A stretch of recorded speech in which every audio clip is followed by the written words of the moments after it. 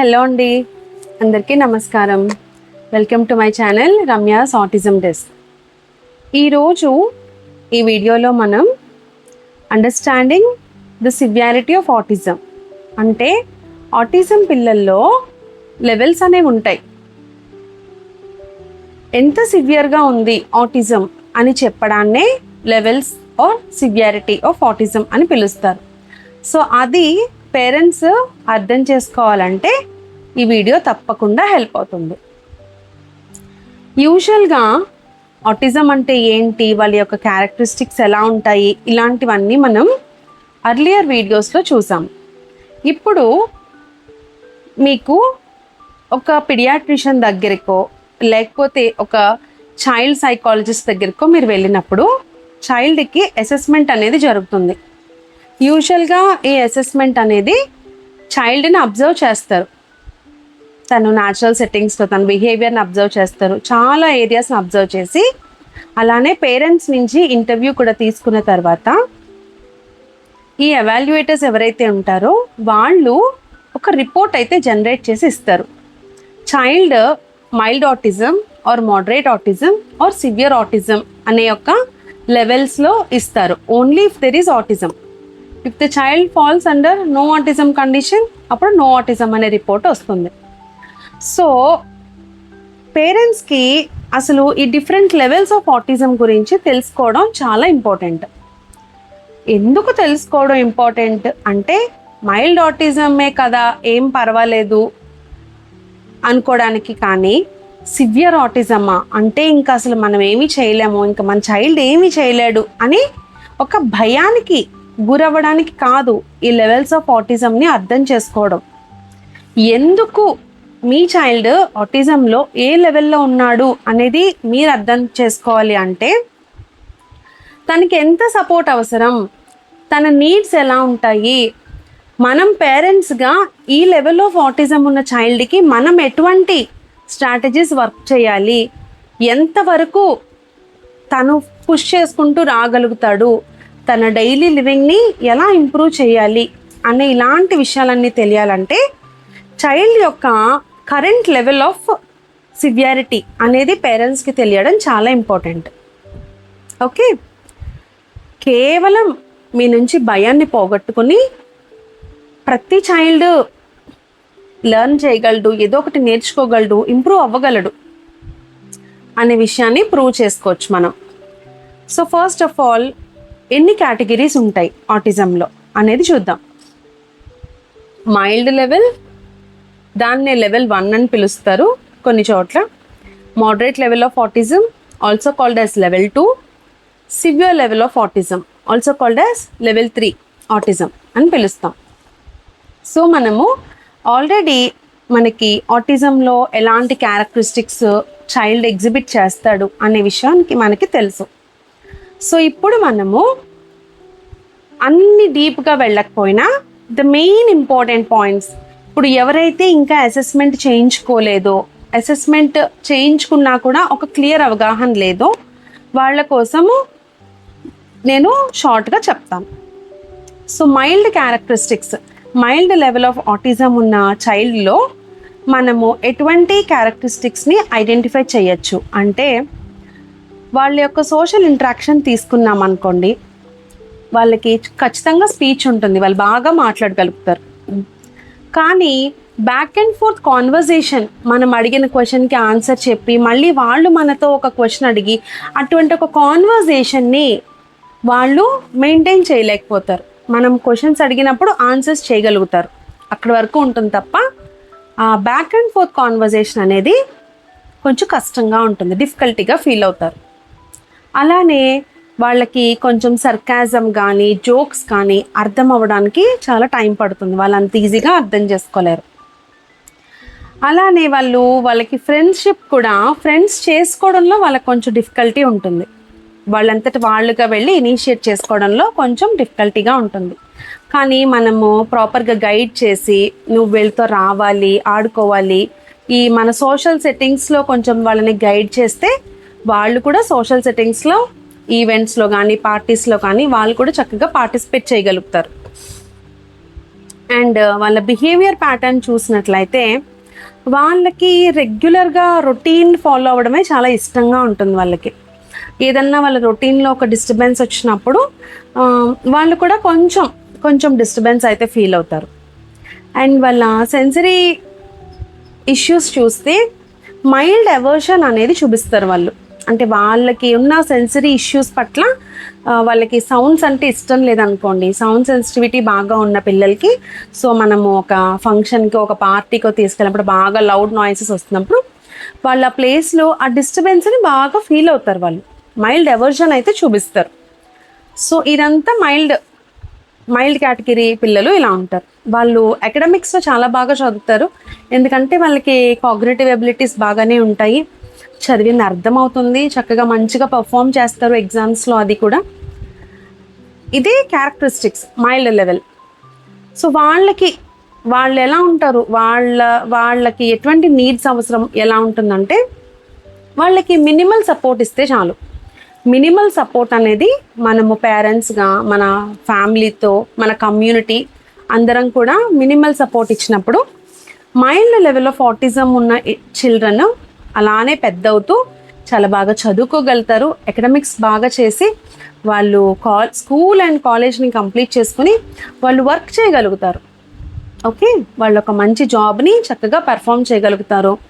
వాళ్ళు ఒక ఇండిపెండెంట్ లైఫ్ని లీడ్ చేయగలుగుతారు. నార్మల్ ఇండిపెండెంట్ లైఫ్ని వాళ్ళు లీడ్ చేయగలుగుతారు. కాకపోతే వాళ్ళకి కొంచెం మినిమల్ సపోర్ట్ అండ్ గైడెన్స్ అనేది అవసరం అవుతుంది. వాళ్ళకి ఎక్కడ కావాలి, వాళ్ళ నీడ్స్ అన్నీ వాళ్ళు చక్కగా కమ్యూనికేట్ చేయగలుగుతారు. సో వాళ్ళకి కొంచెం సపోర్ట్, నీడ్స్, మనకు వాళ్ళు చెప్తున్నది మనం అర్థం చేసుకోవడం, అండర్స్టాండింగ్ అనేది అవసరం అవుతుంది. This is about mild level. Going to the next level, it is called moderate level of autism. Okay, that is the level 2 of autism. So moderate level of autism లో ఏమవుతుందంటే చైల్డ్కి అకాడమిక్స్ వాళ్ళు చేయగలుగుతారు, కానీ కొంతవరకే చేయగలుగుతారు. ఓకే, సోషల్ కమ్యూనికేషన్స్లో వాళ్ళు ఎక్కువ solitary ఉంటారు, అంటే వాళ్ళకి ఇండివిజువల్గా ఉండడానికి వాళ్ళు ఎక్కువ ఇష్టపడతారు. వీళ్ళకి ఒక కన్సిస్టెంట్ సపోర్ట్ అయితే అవసరం అవుతుంది. వాళ్ళకి ఎప్పుడు కూడా ఒక సపోర్ట్ అనేది కావాలి. వాళ్ళకి ఏదైనా నేర్పాలన్నా, వాళ్ళకి లైఫ్ స్కిల్స్ నేర్పాలన్నా, వాళ్ళకి ఒక వొకేషనల్ ట్రైనింగ్ నేర్పించాలన్నా కూడా కొంచెం టైం పడుతుంది. వాళ్ళకి మనము కన్సిస్టెంట్గా హెల్ప్ చేస్తూ ఉండాలి. ఇప్పుడు life skills like regular activities, daily functioning activities ఉన్నాయనుకోండి, లైక్ డ్రెస్సింగ్, టాయిలెటింగ్, గ్రూమింగ్, ఇవన్నీ కూడా వాళ్ళు చేసుకుంటారు, కానీ వాళ్ళకి ప్రాంప్టింగ్ ఇచ్చుకుంటూ వాళ్ళకి ఒక సపోర్ట్ ఇస్తూ వెళ్తూ ఉండాలి. సో దాట్ వీళ్ళల్లో మనం రిపిటేటివ్ బిహేవియర్స్ అనేవి ఎక్కువ చూస్తాం. మోడరేట్ లెవెల్ ఆఫ్ ఆటిజంలో హ్యాండ్ ఫ్లాపింగ్, రాకింగ్, ఇలాంటివన్నీ రిపిటేటివ్ బిహేవియర్స్ ఎక్కువ ఉంటాయి. సోషల్ కమ్యూనికేషన్స్, సోషల్ క్యూస్ అన్నీ అర్థం చేసుకోవడం అది కొంచెం తక్కువగా ఉంటుంది. కాగ్నిటివ్ ఎబిలిటీస్ కూడా కొంచెం తక్కువగా ఉంటాయి. దట్స్ వై వాళ్ళు అకాడమికల్లీ కొంతవరకు వెళ్ళగలుగుతారు. అండ్ ఇంకా చూస్తే వాళ్ళకి సెన్సరీ ప్రాబ్లమ్స్, సెన్సరీ ఇష్యూస్, వాళ్ళు లైట్స్ చూడలేకపోయారు అనుకోండి, సౌండ్స్ వినలేకపోయారు అనుకోండి, అప్పుడు మోడరేట్ లెవెల్లో ఏం చేస్తారంటే దాన్ని అవాయిడ్ చేయడానికి ట్రై చేస్తారు, బాగా మనకి చూపించేస్తారు. వాళ్ళు they cover up their ears, చెవులు మూసుకోవడం, ఇంకా అలా చూడలేకపోవడం, అలాంటి థింగ్స్ అనేవి వాళ్ళ నుంచి వాళ్ళు ఎగ్జిబిట్ చేస్తారు ఆ బిహేవియర్ని. ఓకే, సో మోడరేట్ కండిషన్లో ఉన్న పిల్లలకి మనం ఎట్లాంటి నీడ్ ఇవ్వాలి, ఎటువంటి సపోర్ట్ ఇవ్వాలి అంటే వాళ్ళకి కన్సిస్టెంట్గా ప్రతిరోజు వాళ్ళకి సపోర్ట్ని మనం ఖచ్చితంగా ప్రొవైడ్ చేయాలి. వాళ్ళ నీడ్స్ ఏంటి అనేది వాళ్ళు కమ్యూనికేట్ చేస్తారు. వెర్బల్ ఉంటారు వీళ్ళు. మోస్ట్లీ మోడరేట్లో పిల్లలు వెర్బల్గానే ఉంటారు. వాళ్ళు మాట్లాడతారు, కొంచెం మినిమల్గా మాట్లాడతారు, అంతే, కొంచెం తక్కువ మాట్లాడతారు. సో కమ్యూనికేషన్ ఉంటుంది. వాళ్ళ నీడ్స్, వాళ్ళకి ఏం కావాలి అనేది వాళ్ళు చక్కగా కమ్యూనికేట్ చేస్తారు. సో వీళ్ళకేంటి, కొంచెం దగ్గరుండి చేయి పట్టి ప్రతిరోజు కన్సిస్టెంట్గా ప్రతిదీ చేయిస్తూ, గైడెన్స్ కావాలి, సపోర్ట్ కావాలి. ప్రతి యాక్టివిటీలోనూ వీళ్ళకి మనము పక్కనే ఉండి చేయించుకుంటూ రావాలి. సో దట్ వాళ్ళు కూడా చక్కగా ఎడ్యుకేట్ అవుతారు, వాళ్ళు స్కూలింగ్ కంప్లీట్ చేసుకోగలుగుతారు. మనం ఇచ్చే సపోర్ట్ని బట్టి వాళ్ళు కాలేజ్ లెవెల్లో కూడా వెళ్ళే అవకాశాలు ఉంటాయి. అలానే వీళ్ళు కూడా వర్క్ చేసుకోగలుగుతారు. కానీ ఆ వర్క్ చేసే ఏరియాలో వీళ్ళకంటూ ఒక సపోర్ట్ సిస్టమ్ అనేది చాలా ఉండాలి. ఇండివిజువల్గా వీళ్ళు వర్క్ చేసేయగలుగుతారా అంటే చేయలేరు. వీళ్ళకి కూడా వీళ్ళ నీడ్స్ని అడ్రస్ చేస్తూ ఆ ఎన్వైర్న్మెంట్, ఆ వర్క్ ఎన్వైర్న్మెంట్ అనేది వాళ్ళ నీడ్స్కి తగినట్టుగా వాళ్ళకి కొంచెం సపోర్టివ్ కమ్యూనిటీ ఉన్నప్పుడు వాళ్ళు ఖచ్చితంగా వాళ్ళు they can thrive in work also. Okay, and the third one, the level 3 is called severe autism. Severe autism కండిషన్లో ఉన్న పిల్లల్లో ముఖ్యంగా మనం గమనించేది they will be non verbal. చాలామందికి మాటలు రావు, ఒకవేళ వచ్చినా కూడా చాలా మినిమల్గా ఉండొచ్చు, చాలా మినిమల్ ఫ్రేజెస్సే మాట్లాడతారు, మేబీ 1 or 2 అట్లా. సెంటెన్సెస్ అన్నీ కూడా ఫుల్గా కమ్యూనికేట్ అయితే చేయలేరు. అండ్ వాళ్ళ బేసిక్ నీడ్స్ని ప్రాపర్ ట్రైనింగ్ ద్వారా వాళ్ళ నీడ్స్ ఏంటి అనేది మనకి అర్థమవుతుంది. మనం ట్రైనింగ్ ఇచ్చినప్పుడు వాళ్ళు చెప్పగలుగుతారు.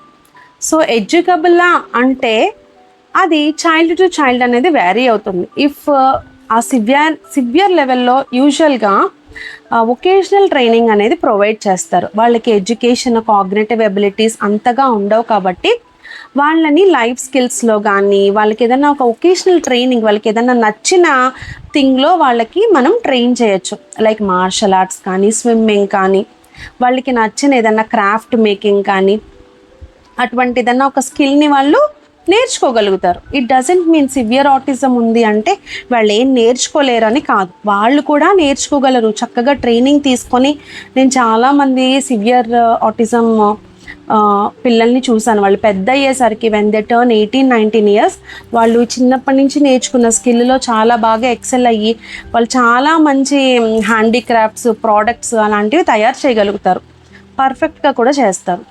సో ముఖ్యంగా చూసేది ఏంటంటే సివియర్ ఆటిజం ఉన్న పిల్లల్లో వాళ్ళు సెల్ఫ్ ఇంజూరియస్ బిహేవియర్ని వాళ్ళు ఎగ్జిబిట్ చేస్తారు.